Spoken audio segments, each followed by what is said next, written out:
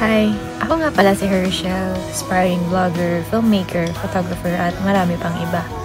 Wala namang masama mag-aspire, diba? Ang tagal ko rin inisip paano ko ito sisimulan. Pero sabi nga nila kung hindi ka kikilos, kailan ka matatapos?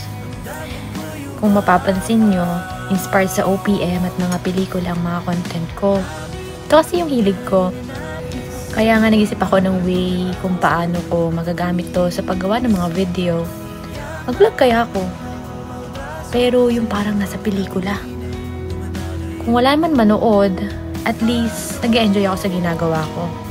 Yun naman yung pinakamahalaga eh. Ang dami kong ganap sa buhay. Sobrang bilis din ng panahon at ang cliche pero I wanna live life to the fullest. At gusto kong mabalikan ng mga panahon na to.